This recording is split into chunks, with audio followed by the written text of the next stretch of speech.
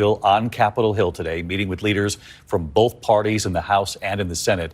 Majority Leader Chuck Schumer calling this a very powerful meeting today, saying Zelenskyy warned that if Ukraine loses this war, obviously this means Vladimir Putin wins, and that would be very dangerous for the United States. That was his argument. Senator Mitch McConnell, Republican leader in the Senate, suggesting it is practically impossible to get a Ukraine package passed before the holidays. President Biden, President Zelenskyy, before the cameras. President Zelenskyy, it's an honor to welcome you back to the White House. When President Putin launched his brutal total invasion of Ukraine in February of 2022, and Russian tanks rolled over the border toward Kyiv, there were those who thought Ukraine wouldn't survive for a month. So no one should forget that for you to be here today, again today, nearly 2 years later, and for Ukraine to stand strong and free is an enormous victory already. Putin has failed in his effort to subjugate Ukraine. The brave people of Ukraine have defied Putin's will at every turn, backed by the strong and unwavering support of the United States and our allies and partners in more than 50 nations in Europe and the Indo-Pacific.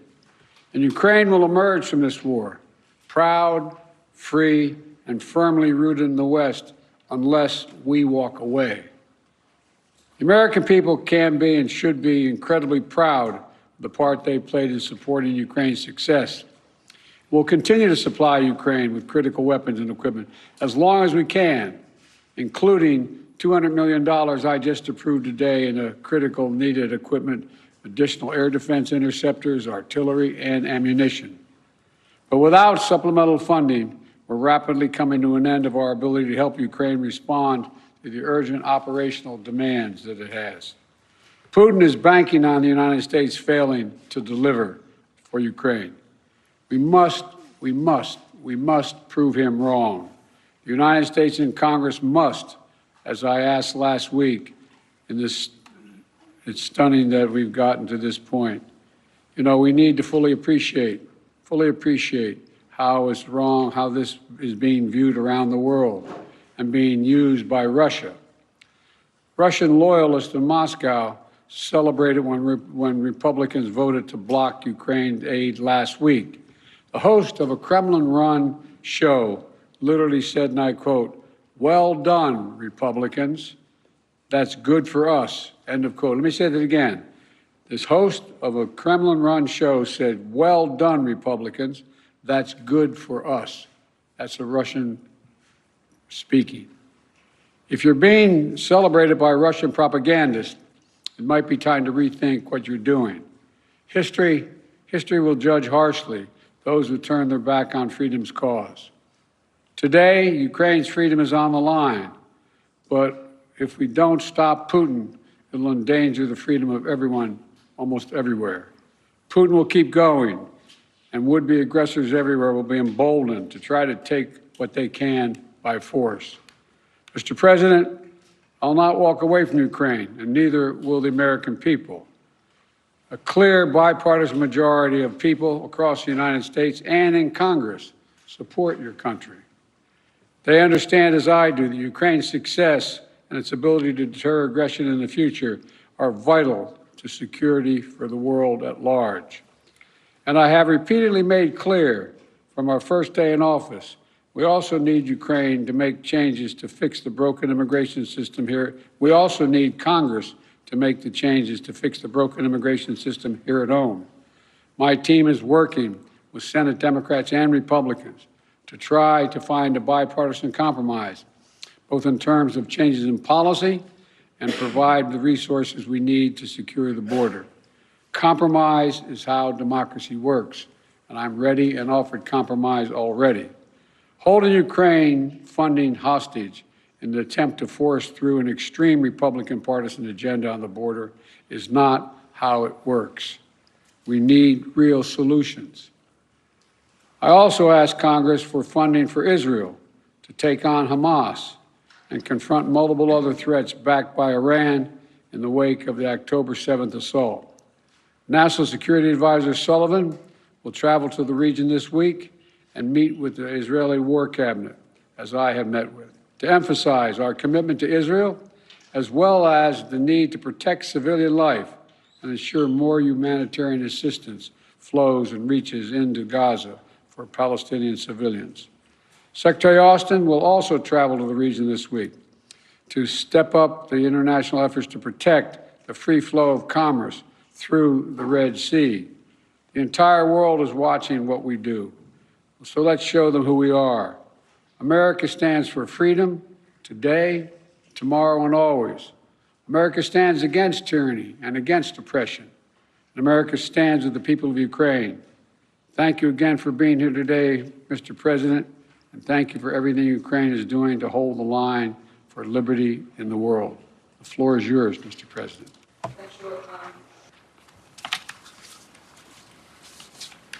Thank you very much, Mr. President, dear journalists. I'm glad to be here and personally thank you and tell you how Ukraine values what we've achieved together, defending life and freedom. In Ukraine, we are fighting for our country and freedom, and also in Europe, we say for our freedom and yours. And this motto resonates not only in our country, not only in our hearts, not only in Ukraine, but also in Poland and Baltic states, Moldova and others. When freedom is strong in one country, it is strong everywhere. When it burns in one soul, it presents its merits to others. Ukrainians have twice led revolutions this century, defending freedom. For nearly 2 years, we have been in a full-scale war, the biggest since World War II, fighting for freedom. We stand firm, no matter what Putin tries. He hasn't won any victories. Thanks to Ukraine's success in defense, other European nations are safe from the Russian aggression, unlike in the past. Ukraine can now tackle the Russian dictatorship, so our children and other nations won't have to shed their blood and sacrifice lives defending against Russian aggression. We've already made significant progress. We've shown that our courage and partnership are stronger than any Russian hostility. And we've freed 50% of the territories Russia occupied after February 24th. And we won the Black Sea and are reviving our economy thanks to maritime exports. Ukraine's 5% economic growth this year proves our effective partnership. And we've shown no Russian missiles can overthrow the powerful American Patriot systems. Thank you very much. And even during war, we are reforming our country and strengthening our institutions. Today, President Biden and I discussed how to increase our strength for next year. First, air defense and destroying Russian logistics on Ukraine's land. Mr. President, thank you very much for your supporting us. And in these areas, like our victory in the Black Sea, we aim to win the air battle, crushing Russian air dominance. This will intensify our ground advantages in 2024 with our control of the skies. Who controls the skies controls the war's duration. And today I would like to thank, of course, for yet another significant defense package with our defenders value very much. Second, yesterday I met with American defense company leaders. They advised us on how to make our defense industries work faster and more effectively. Thank you, President Biden, for this important initiative. We started with you. Together, Ukraine and America can strengthen democracy's arsenal. And this is vital for other free nations and the US, as it involves your companies, technologies, and technology advancement, and job creation. And it is important to know that 2/3 of American support for Ukraine remains and works in the United States. Third, I informed Mr. President that Ukraine has fulfilled all the recommendations of the European Commission regarding the preparation for a decision to start negotiations on Ukraine's accession to the EU. And we constantly communicate with European leaders about our joint steps, sanctions, and political efforts to pressure Russia. American leadership is crucial, is keeping this unity together, a unity that serves the entire free world. And I thank America for new sanctions. And today we discussed Putin's further isolation and making him pay for his aggression. It's very important that by the end of this year, we can send very strong signal of our unity to the aggressor and the unity of Ukraine, America, Europe, the entire free world. Everything we talked about today will help us in the year 2024. Today's discussions in the White House and in Congress across both parties and both chambers with a speaker were very productive, and I thank you for the bipartisan support. As we approach Christmas, on behalf of all our Ukrainian families separated by war and all sons and daughters on the front, Ukraine's greatest wish is to near this war's victorious end. No one but Putin wants a prolonged war. We dream of a Christmas in a peacetime, of course, and we are working to turn our battlefield success into peace. And we are heading there together with you, and thanks, of course, to your support. Thank you very much, Mr. President. Thank you, America. Slava Ukraini. Thank you. Look, we're going to alternate asking questions. We're going to ask a total of, each ask 2 questions. And I will ask the first question. I will recognize the first question asker. I'll ask a question, Joel, too. But Danny Kemp. Thank you, Mr. President. For President Biden, Ukraine's counteroffensive has stalled in recent months.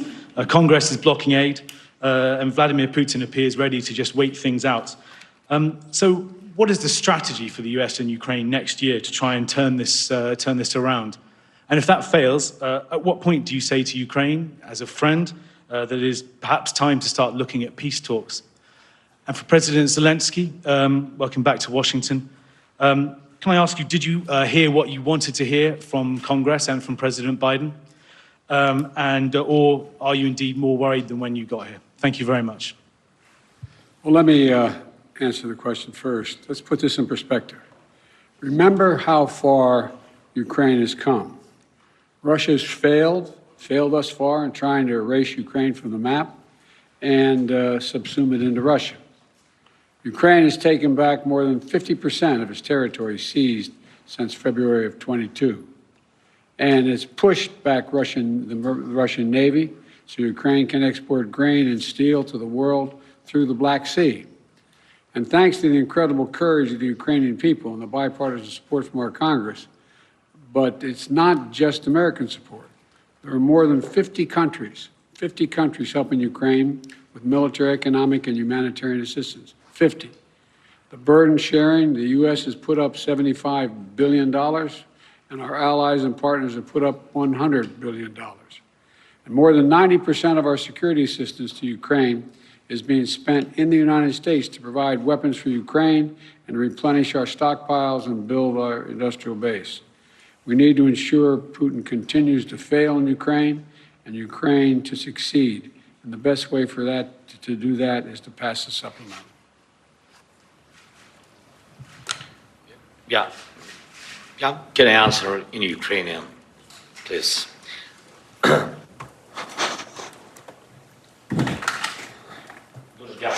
Thank you. First of all, I would like to add to the words of Mr. President Biden. About successes, I think that these were not easy successes. Nonetheless, they were quite serious. They were serious steps forward. Indeed, we gained victory on the sea. We destroyed ships of the Russian Federation. We throw the remnants of their fleet to Russian territorial waters. Yeah, they have something in the Black Sea, in the vicinity of our temporarily occupied Crimea, but we are going to proceed this activity. Our guys destroyed 20,000 of Wagner mercenaries. These are serious terrorists who were massing everywhere on African continent, in Syria, in Ukraine. There were a lot of mass, and nucleus of this terroristic organization is not existing anymore. Yes, we had a lot of problems, but nonetheless we were able to do this. Moreover, Russia were not able to seize any part of our territory, any village, any town. I'm not talking about large cities. And we are going to proceed with this. It is good without saying that we have objective, we have clear plan, but if you allow me, I am not able to tell you on public on the details of 2024 operations. If I heard what I want, I've heard a lot. Surely I told what I wanted to. I feel and experience this support from President Biden administration, from senators, and we've been talking with the speaker.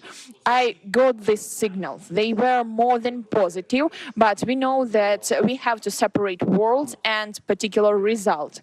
Therefore, we will count on particular result. Thank you. Your turn to ask a question. Sorry. Recognize. Телеканал Інтер, будь ласка. Inter, please. Thank you for taking my question. Ukrainian television news correspondent. Український кореспондент. Дуже багато республіканців сумніваються, що Україна може виграти цю Ukraine війну. need to cede some territories to stop fighting. Pане Володимире, to be very honest, have you even considered such a step to cede the territories to stop fighting? And Mr. Biden, could you please clarify the policy and of your administration, the strategy of your administration on Ukraine? Is it about helping the country to defend itself or to win the war? Because it's obviously such a difference. I will begin. Okay. Ваше запитання до мене, чи готові ми First віддати question to me. територію? So, your question is, If we are ready to give up our territories, Слухайте, питання не тільки в наших словах, question чи в is думках. not only Питання в тому, about our words or thoughts. The question is about for what we are ready and for what we are not. How Ukraine is able to give up its territories. That's insane, to be honest. We are mentioning God very often. That's not about Christianity. We have our people there, we have our families there, we have children there. That's a part of Ukrainian society, and we are talking about human beings. They are being under tortures, they are being raped, and they are being killed. And those voices which offers to give up our territories, they offers as well to give up our people. That's not a matter of territory, that's a matter of lives, of families, of children, of their histories. I don't know whose idea it is, but I have a question to these people if they are ready to give up their children to terrorists. I think no. We want to see Ukraine win the war. And as I've said before, winning means Ukraine is a sovereign, independent nation and that can afford to defend itself today and deter further aggression. That's our objective. Trevor, Reuters. Thank you, sir. First, a question for both of you. Given the Republican skepticism of the Ukraine effort, do you worry that a second term for President Trump would be the end of an independent Ukraine? That's for both of you. And then for you, President Biden, just an update, if you could, on the situation in Gaza. on the reports that Israel has begun flooding Hamas tunnels and just the offensive in southern Gaza generally. How long do you think that operation should last? Thank you. First of all, with regard to political support for Ukraine, there is a strong bipartisan political support for Ukraine. Small number of Republicans who don't want to support Ukraine, but they don't speak for the majority of even the Republicans, in my view.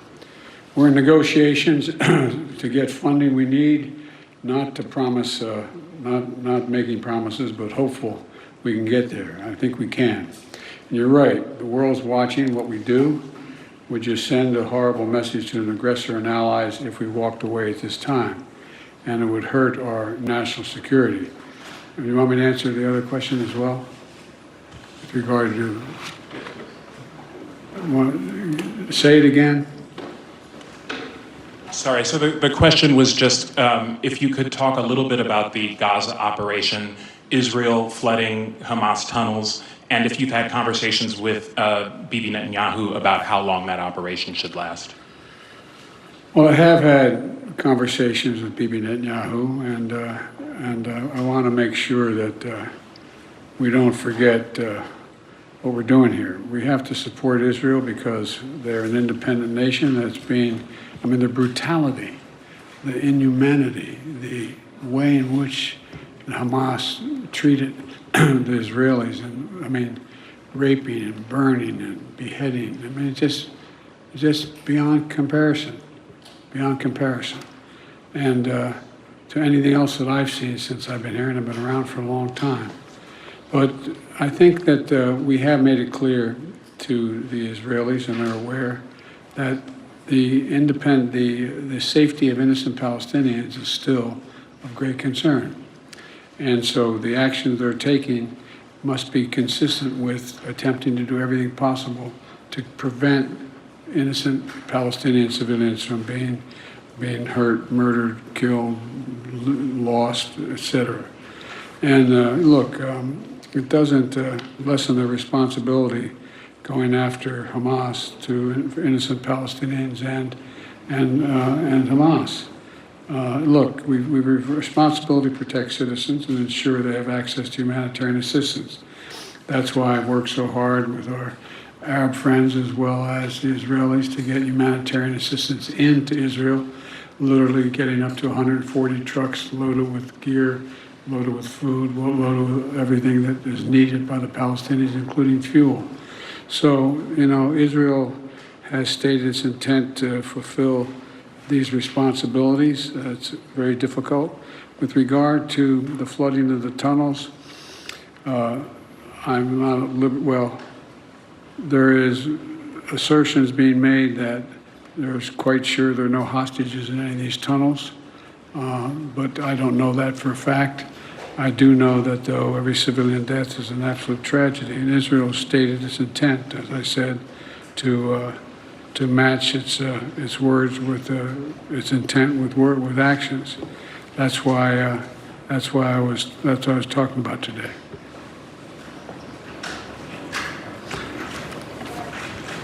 Question 3.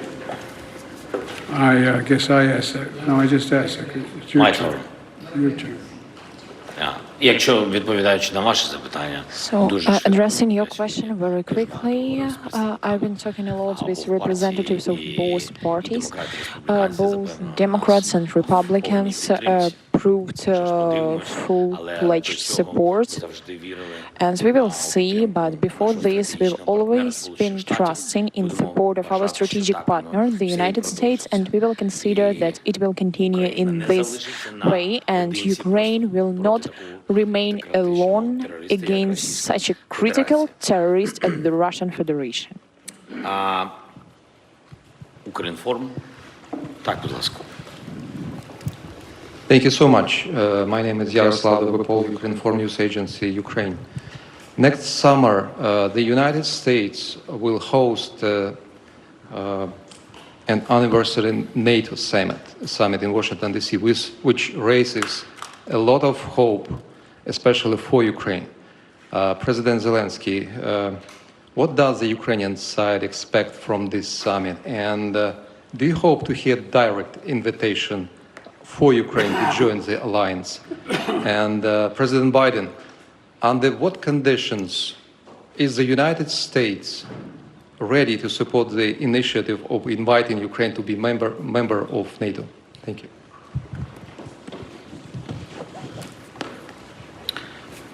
Thank you for your question. I will answer very quickly on this very complicated question. We are not allies till now. We are allies, but we are not members of NATO. So that's why I think I will pass this question to our big friend, President Biden. Well, look, I'm very proud that how strong and unified NATO has become. And now it's even larger. Putin wanted the federalization of NATO when I met with him in Geneva right after I was elected. And he's gotten the NATOization of Finland instead. And NATO will be in Ukraine's future, no question about that. But as we said in Vilnius, Ukraine will become a member of NATO when all allies agree and conditions are met. Right now, we have to make sure they win the war. And, we launched a joint declaration of support alongside President Zelenskyy and the G7 leaders in Vilnius, outlining a long-term commitment to supporting Ukraine's defense needs. We also hosted a defense industry conference last week here in D.C. to get that critical work done. So it's a step at a time. Thank you all very, very much. This concludes. Thank you, everybody. Thank you, everyone. This concludes the press conference. There you have it, President Biden, Thanks, everybody. President Zelenskyy in the treaty room, old executive office building. What a difference from a year ago when President Zelenskyy received a hero's welcome here in the United States, was asked to address a joint session of Congress instead today. Though welcomed in Washington, it was much different behind closed doors and meetings with congressional leaders from both parties in the Oval Office with President Biden, Ukraine pleading for continued help. President Biden announcing some help is on the way, but saying supplemental funding is necessary. The time is running out in this fight against Russia. He said that it is shocking that it's gotten to this point, that Ukraine is now pleading for more help from the U.S. President Biden saying Vladimir Putin is banking on the U.S., not helping Ukraine. We must prove him wrong. He talked about a show in Russia backed by the Kremlin. President Biden said in recent days, well done, Republicans, in reporting out the fact that funding is being held up based on pressure being put on the White House to do more on the border with Mexico. The president addressing that, saying holding Ukraine funding hostage for Republican demands on the border is not how it works, in so many words, is what President Biden said here late today. President Zelenskyy appearing before Americans and the world in this press conference saying we are fighting for our freedom and yours. Let's bring in our chief White House correspondent, Mary Bruce. Mary, you were watching this today. The president saying of Republicans, this is not how it works, but essentially what they're doing so far, and he said this was a small number of Republicans, is working because it does not appear this additional funding is on its way, certainly not before the end of this year. Certainly not, David. And that is certainly what stands out most here today is the president is trying to make it very clear that Republicans will be to blame here, saying, as you noted, that you can't hold this kind of funding hostage. And that is exactly what the White House is accusing Republicans of doing here. I think despite the stakes here, as the president laid out, noting that this is exactly what Putin would like, Zelenskyy here at the White House and on the Hill today arguing that essentially this is life or death for his country. That is the message that he took directly to lawmakers. But so far, Republicans simply are not going to back off their demands, which is that in order to pass any additional funding for Ukraine, they want to see significant changes to immigration reform. And the president so far, isn't, even though he says he's willing to compromise, it hasn't been clear where. And that is why right now we simply do not see a way forward. It is not clear what exactly would satisfy Republicans' demands. It's not clear what exactly the president is willing to give up here. And that clock is ticking. We know lawmakers are looking to head home at the end of the week for the holiday recess. Right now, it does not seem possible that they can get this done before then, David. It does not seem possible that additional funding would be on the way to Ukraine. in its fight against Russia. Mary Bruce in the treaty room for us. Mary, thank you. Mary and the entire team will be back with me for World News Tonight a short time from now. For many of you who return to your local news now, our continuing coverage, ABC News Live and abcnews.com. And I'll see you for World News Tonight just a short time from now. Good day. This has been a special report from ABC News.